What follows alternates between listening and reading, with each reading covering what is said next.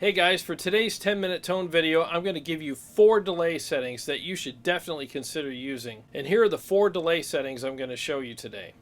Delay with modulation, reverse delay, delay I use for solos, and delay I use for rhythms. Okay, in this first demonstration, we're going to go over reverse delay. This is a really good effect. It works especially well in arpeggiated minor chords when there's a little bit of space in between them.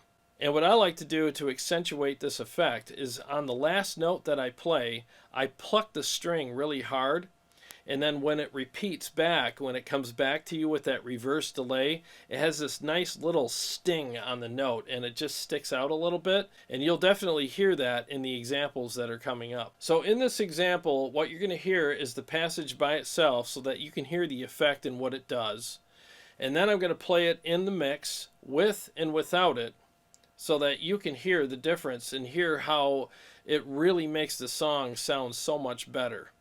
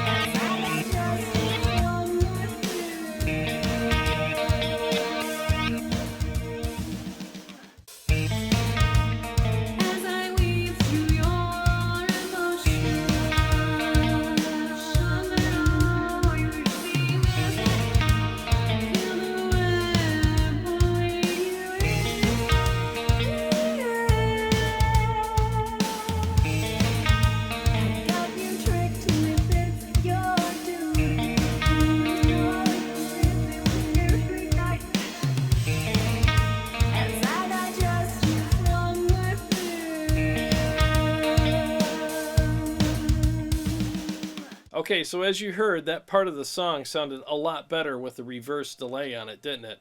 It sounded kind of boring and just plain without it. Okay, in this next segment, I'm going to play a couple of rhythm sections for you with and without delay. Now I have a little bit of delay on, and what it does is it just gives a little more life to what I'm playing, and it opens it up a little bit. It makes it sound bigger. And then what's nice is when you want to get to a part where the vocalist comes in, maybe you want to bring that delay out and then concentrate on a more focused approach at your parts so that now the emphasis can be on the vocalist. Now there's exceptions to that. A lot of times when I'm doing a chorus, when I'm doing big chords and stuff, I'll put the delay back on and it just makes the guitar sound huge. And again, it opens the passage up and it just makes it sound huge without distracting from the other instruments or the singer. If you do it tastefully like I did here, and put it in the right parts of the songs like you should, it definitely adds to your music and it isn't distracting at all. It's actually something that creates more life, a bigger presence, and just, I guess, more energy in the spots that you put it in.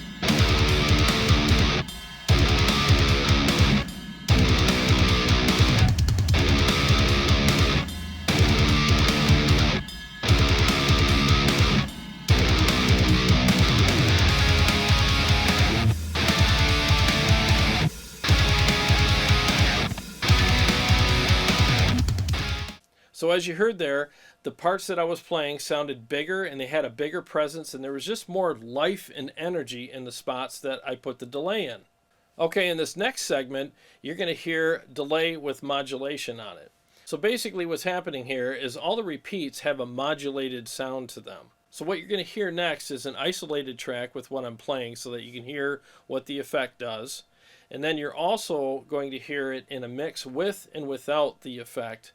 And you're going to hear how this effect really spices this part of the song up really nicely.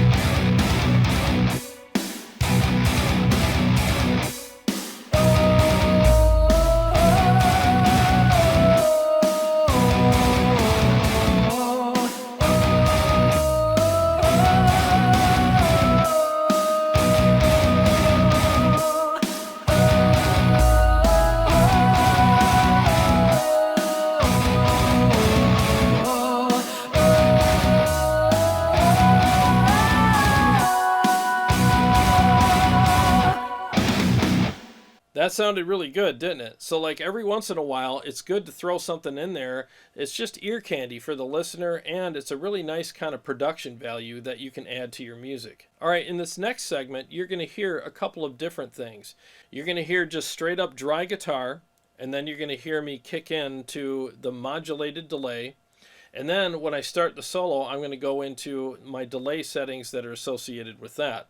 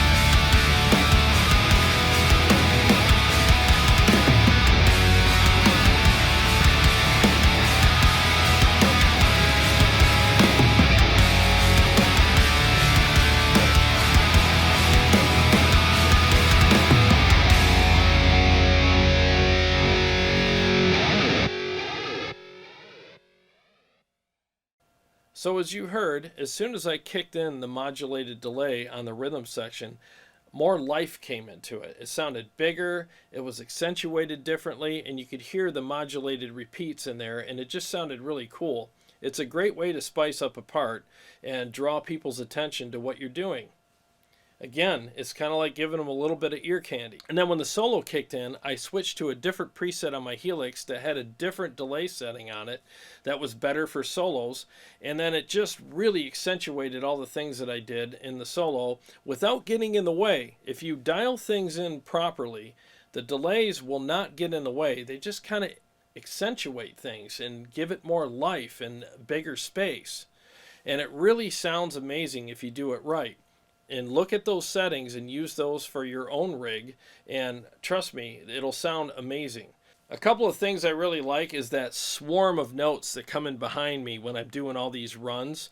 And when I'm doing the big harmonic dive bombs and stuff, you hear the repeats coming behind it, cascading down along with the note, and it just gives it this really huge sound and feel.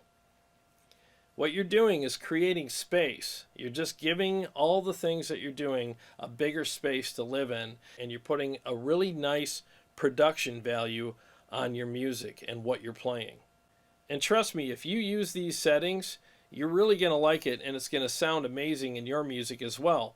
Now, let me just say this. Everybody's pedals and mixes and band situations are a little different, so you might have to change a few things to fit your style and your situation, but I'm telling you, minimally, these are really good places to start from, and most people will have to change very little, if anything, to make it fit in their situation.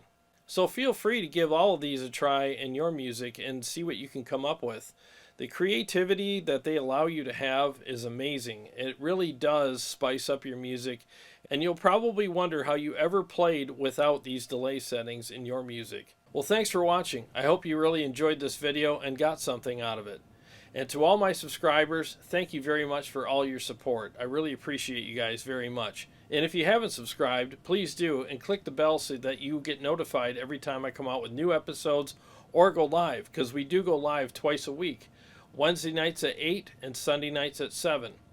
Hopefully we'll catch you in one of our live streams and you can interact with us in the live chat. Well, again, thank you so much for watching. I got a lot of great stuff coming up, and I'll see you on the next one.